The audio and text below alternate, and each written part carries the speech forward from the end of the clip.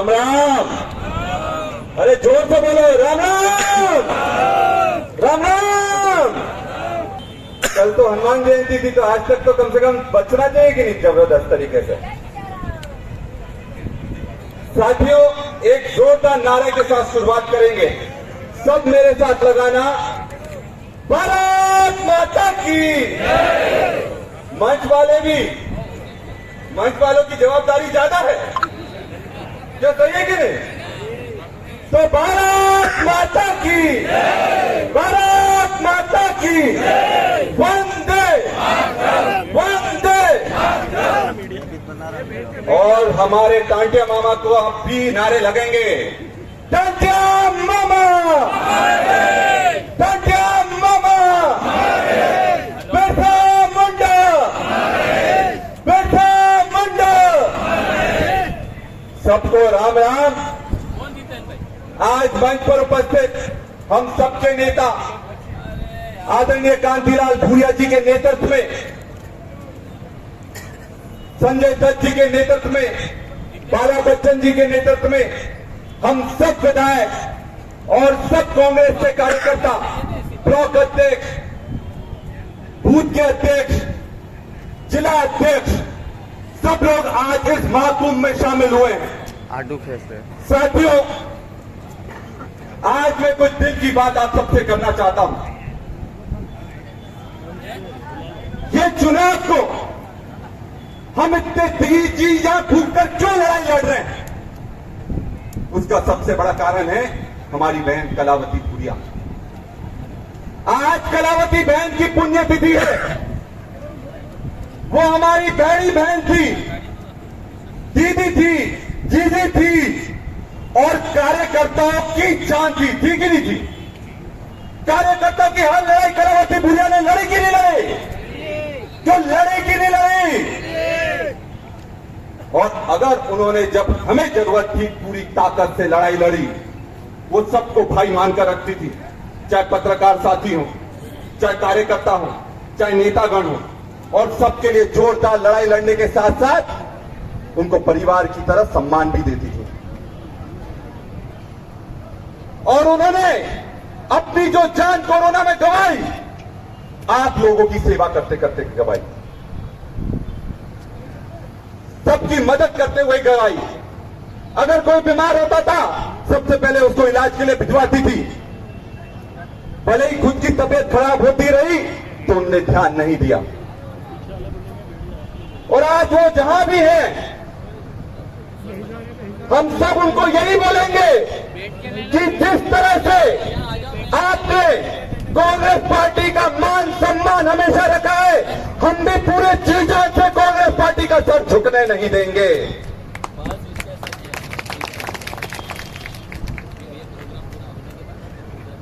और कोरोना काल में उनकी जान चली गई।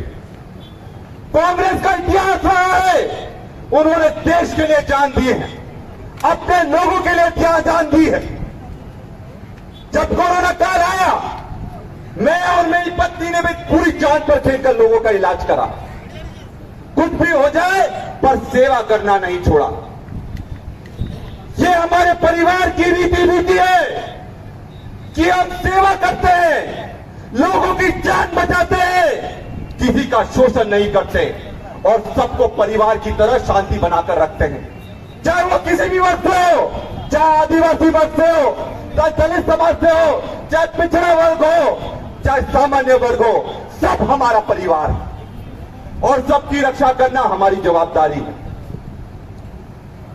मैं एक बात आप सबको याद दिलाना चाहूंगा,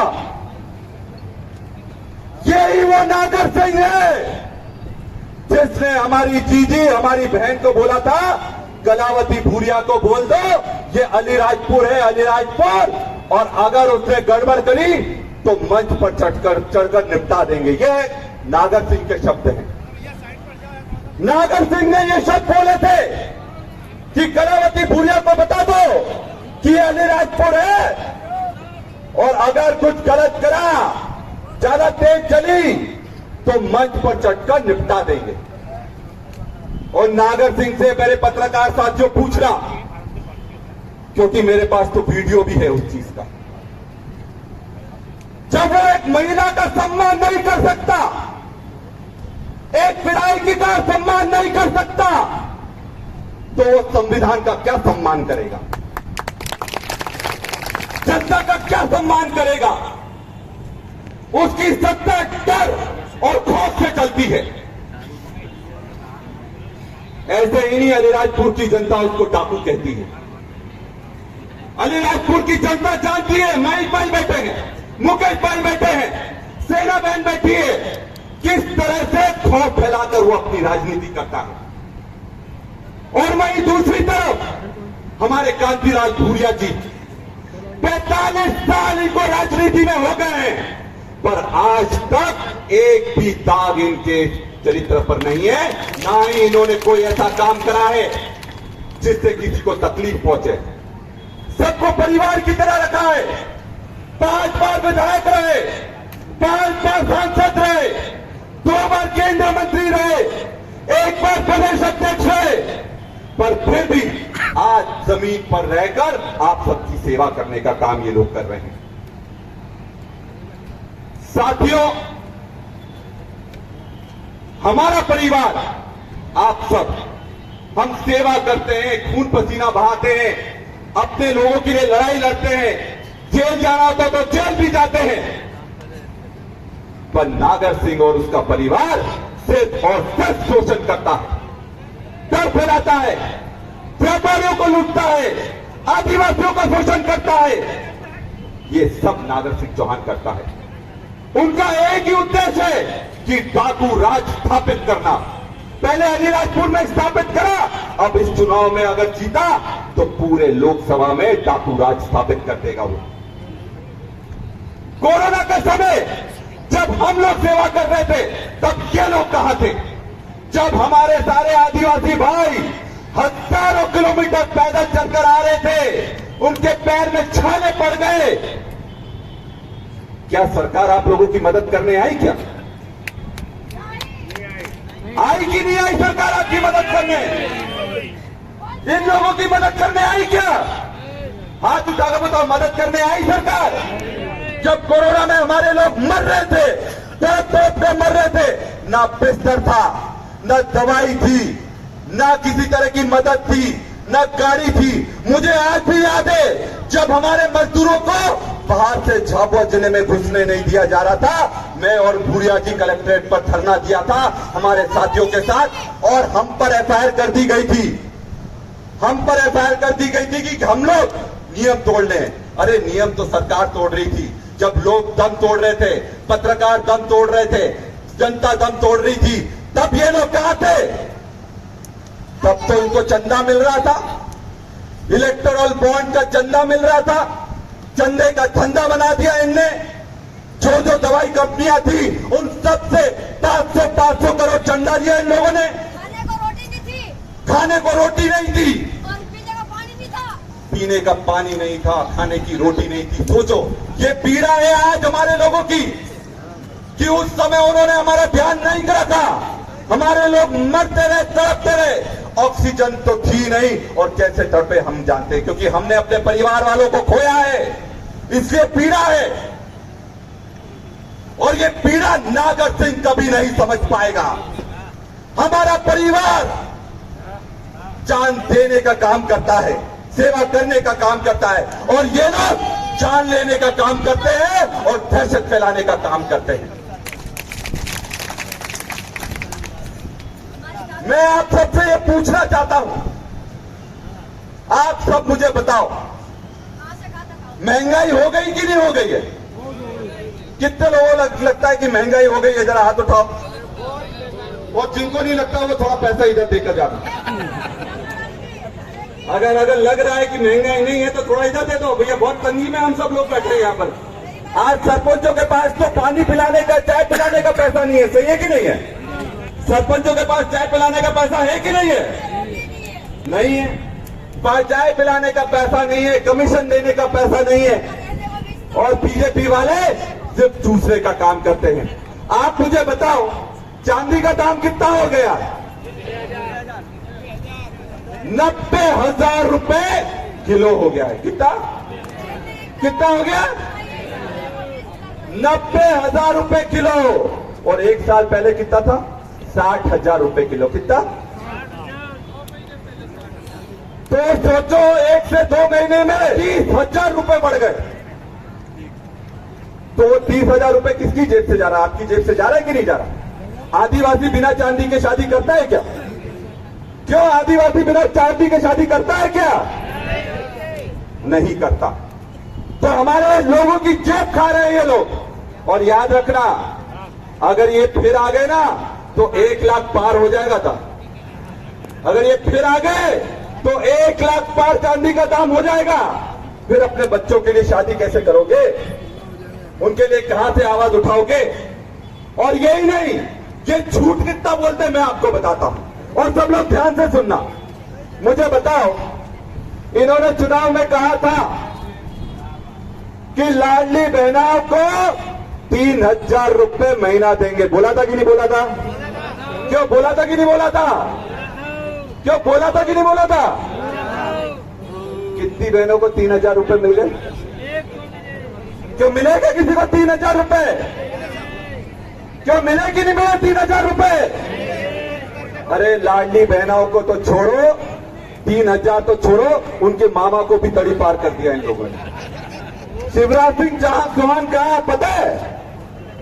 अभी उसको अपने क्षेत्र में लगा कर रखा है। बोले अब तुम्हारा कोई काम नहीं है, चुनाव में तुमसे झूठ बुलवाना था, हमने बुलवा लिया, अब दूसरे को बिठा दिया। इन्होंने घोषणा करी थी कि किसानों को समर्थन मूल्य गेहूं का 2700 रुपए प्रति क्विंटल मिलेगा। मिला क्या? क्यों गेहूं का समर्थन मूल्य 2700 रुपए प्रति क्विंटल मिला क्या?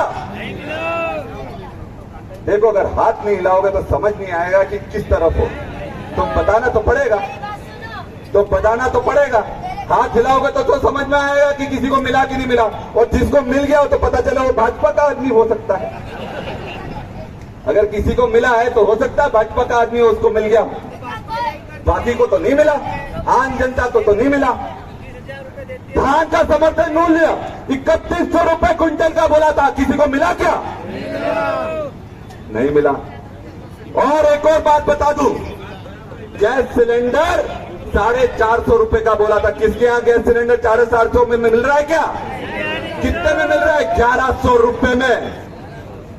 और इसके अलावा आपने नल जल योजना देखी होगी, अपने गांव में बड़ी बड़ी टंकियां खड़ी करी, 2 करोड़ 3 करोड़ 4 करोड़ की टंकियां। और वो टंकियों में एक खासियत है, वो टंकियों में सिर्फ हवा रहती है, पानी नहीं रहता।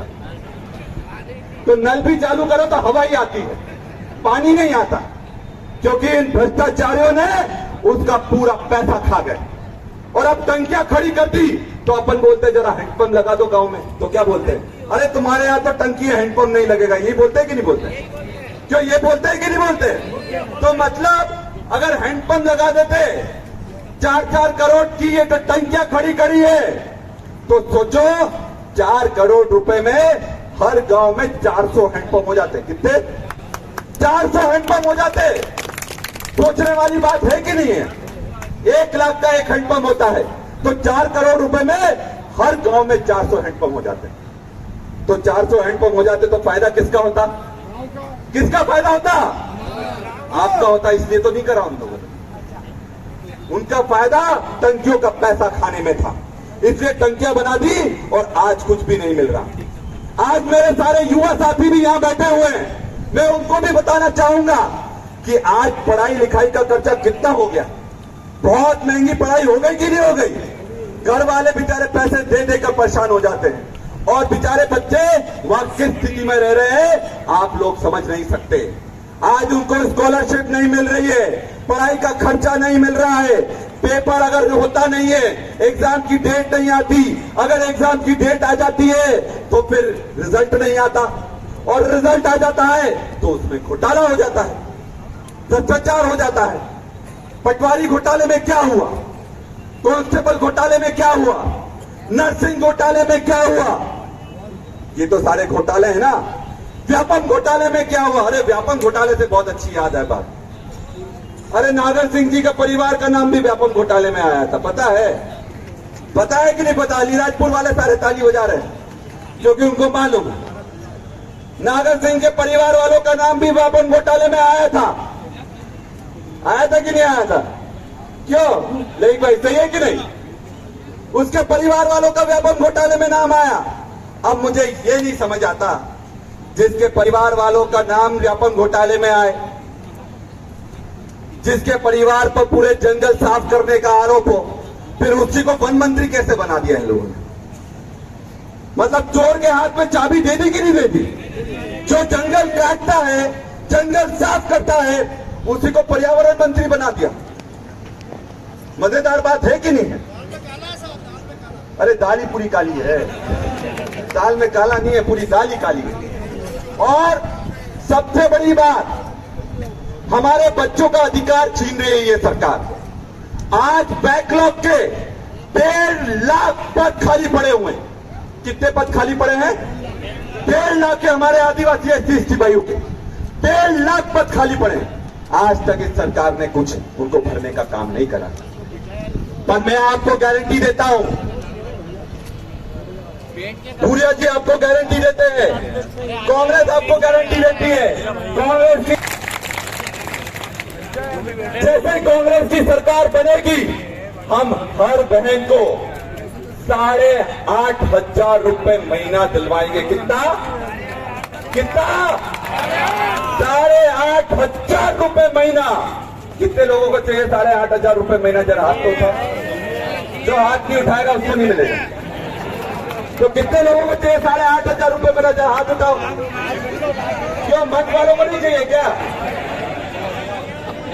देखो, हमारी बहनों को मिलेगा तो बहनें को मिलेगा तो आपकी लाड़ियों को मिलेगा।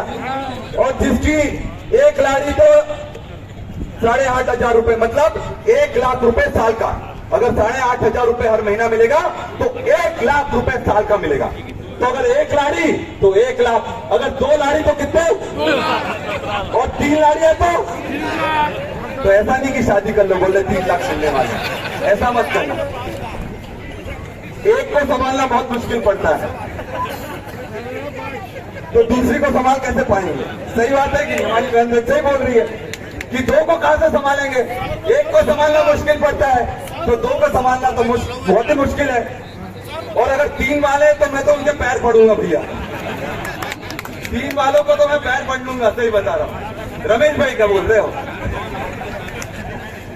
नहीं, मैंने नहीं बोला, ये आपके साथी लोग बोल रहे हैं, ये बता रहे हैं। और गलत नहीं बोल रहे, ये भी मेरे को मालूम है। 3 घर है आपके, अब 4 शादी करना पड़ेगी इसके लिए। तो अपनी लाडली बहना योजना उनने चला दी, पर कोई सम्मान नहीं मिला। अपनी सरकार बनेगी तो हर गरीब महिला को 1 लाख रुपए साल का मिलेगा, मतलब हर महीने 8,500 रुपए। कितने? और ये अपनी लाड़ियों को बता देना, क्योंकि 1250 रुपए में खुश हो गई थी, 1250 में खुश हो गई थी। अब तो जो 8,500 मिलेंगे तो क्या वो तो नाचेंगी, बोलेंगे कि देखो अब तो मेरे को मिल रहा है, अब हमें तुम्हारी जरूरत नहीं है, हम तो अपना कमा कर खाएंगे। तो इसलिए घर घर बताना, साथ में रोजगार भी देंगे। 30 लाख युवाओं को रोजगार मिलेगा। कितना?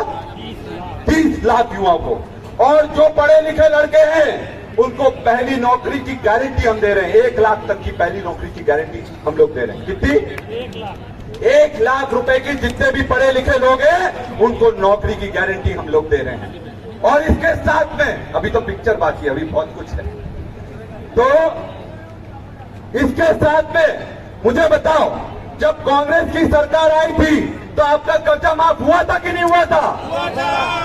कितने लोगों का हुआ था? जरा हाथ उठाइए। परिवार में कितने लोगों का हुआ था? सबका हुआ था। यहां तक कि जो बीजेपी के उम्मीदवार थे उनके परिवार के भी लोगों का माफ हो गया।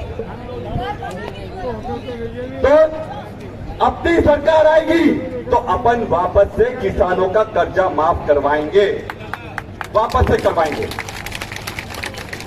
और दोनों का करवाएंगे। जो डिफॉल्टर होगा उसका भी, और जो डिफॉल्टर नहीं होगा उसका भी माफ करवाएंगे। तो इसमें सबका फायदा होगा।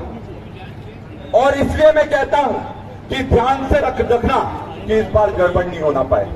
आप लोग सोसाइटी की दुकान पर जाते हो, जाते कि नहीं जाते? सोसाइटी की दुकान पर जाते हो ना?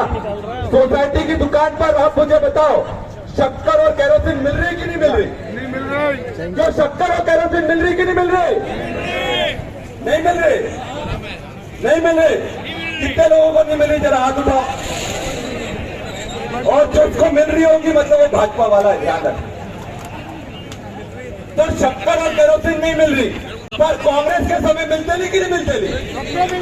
कांग्रेस के समय मिलते नहीं। तो कांग्रेस के समय जो मिलता था, अब अपनी सरकार जैसे ही केंद्र में बनेगी, वापस से शक्कर और केरोसिन सोसाइटी की दुकान पर शुरू करवा देंगे। तो ये सब दूर बताना कि अगर शक्कर, वैसे गांव में जाए तो मीठी चाय तो मिलती है, अब और शक्कर डालेंगे तो और मीठी हो जाएगी। तो गांव गांव में बताना कि वापस से शक्कर और केरोसिन चालू कर देंगे। और अभी अपन के सोसाइटी की दुकान पर जाते हैं तो अंगूठा लगाना पड़ता है कि नहीं पड़ता?